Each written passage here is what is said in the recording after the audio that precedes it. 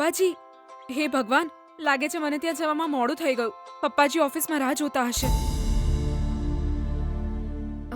Hello. Hello Gita. પપ્પાજી, હું office આવવા નીકળી ગઈ છું. જલ્દી પહોંચીશ. સોરી બેટા, અત્યારે તું ઓફિસ તરફ ન આવતી. પ્લાનમાં થોડો ચેન્જ છે. મારે અત્યારે ઇમિડિયેટલી પાર્ટી ઓફિસ જવાનું છે. ઓ, એવું છે પપ્પાજી? હા, મારે તને જે પણ કહેવું છે એ હું હવે તને ફોન પર જ કહી દઉં છું. બોલો ને પપ્પાજી. તું તારા પતિને પામવા ઈચ્છે છે ને બેટા?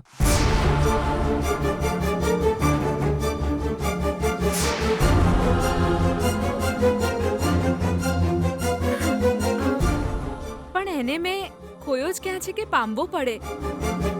વિજય મારો પતિ છે એ વાત એણે 30 દિવસમાં સમાજ સામે સાબિત કરવાની છે, મારી સામે નહીં. તારો આત્મવિશ્વાસ જોઈને મને વખાણ કરવાનું મન થાય છે, પણ વિજયનું જીતવું બહુ જ મુશ્કેલ છે, મને ખબર છે. દિવસો વીતી રહ્યા છે અને મહિનાના અંતમાં એના હાથમાં 1 લાખ રૂપિયા જમા થશે એવું મને લાગતું નથી. એટલે મેં એક નિર્ણય લીધો છે બેટા. શું નિર્ણય લીધો છે? વિજય આ શરત આરામથી જીતી શકે એ માટે આપણે વ્યવસ્થા કરીશું. બીજા કોઈના માધ્યમથી એક હરીફાઈનું આયોજન કરીશું, બહુ જ સમજદારી સાથે, બહુ જ ચાલાકીથી આપણે આ બધી વ્યવસ્થા કરીશું. જે હરીફાઈમાં જીતી જાય એને 2 લાખ રૂપિયા આપવાની જાહેરાત કરાવીએ. પછી આપણો વિજય આરામથી આ હરીફાઈ જીતી જશે. તારા પપ્પાની શરત પ્રમાણે વિજય 1 લાખ રૂપિયા કમાઈ શકશે અને તું અમારા ઘરમાં આવી શકીશ. શું કહે છે બેટા? ઈંડામાંથી બચ્ચું એની જાતે જ બહાર આવવું જોઈએ. અરે બિચારા બચ્ચાને તકલીફ થતી હશે એવું વિચારીને ઈંડું તોડી નાખીએ તો બચ્ચું મરી જશે. પપ્પાજી, તમે પિતા છો એટલે તમે આવું વિચારો એ સમજી શકાય પપ્પાજી, પણ તમારો આવો પ્રેમ મારા પતિને હરાવી દેશે પપ્પાજી. સફળતા જાત મહેનતથી જ મળવી જોઈએ, બીજા કોઈની મહેનતથી સફળતા ન મળવી જોઈએ પપ્પાજી. કેમ કે જો એવું થાય તો એ મહેનતની કદર ન કહેવાય. Geeta, if you don't mind, હું તમારી સામે મોટા મોટા ડાયલોગ મારી રહી છું એવું ના સમજશો પપ્પાજી. મને લાગે છે કે તમારા વિચારો યોગ્ય નથી. મારા પતિમાં જીતવાની શક્તિ છે, એ જ જીતશે.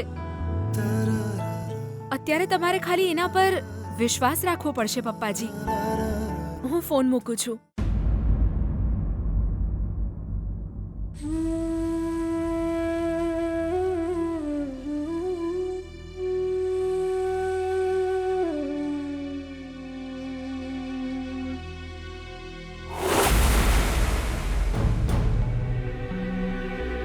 બહુ ચરબી ચડી ગઈ છે એને. એની આટલી હિંમત કે એણે આપણને સુપરમાર્કેટમાં ચોર સાબિત કર્યા.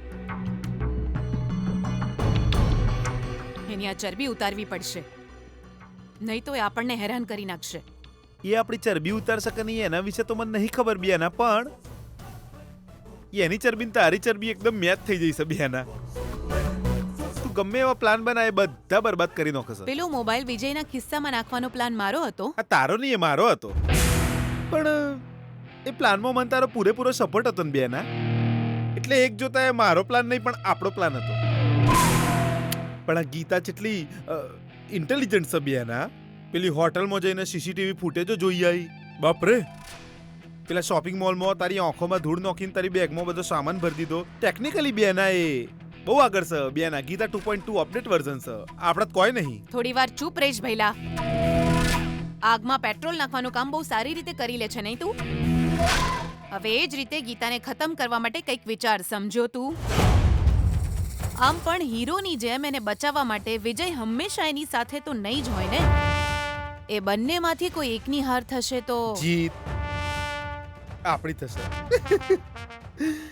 બિયાના મેં વિજયના ખિસ્સામાં મોબાઈલ નાખ્યો એટલે ઓલી સુપરમાર્કેટમાં આવી જઈ અને ત્યાં આવીને બધું ગોલમાલ કરીને આપણી ઇજ્જત ધૂળધાણી કરી નાખી. પણ એ બધું ચાલે, આપણને તો આવું અપમાન સહન કરવાની આદત છે.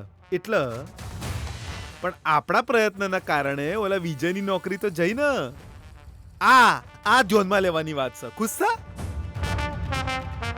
એ બચારો ચો જો હશે, હું કરતો હશે, કેટલી તકલીફ પડતી હશે એને.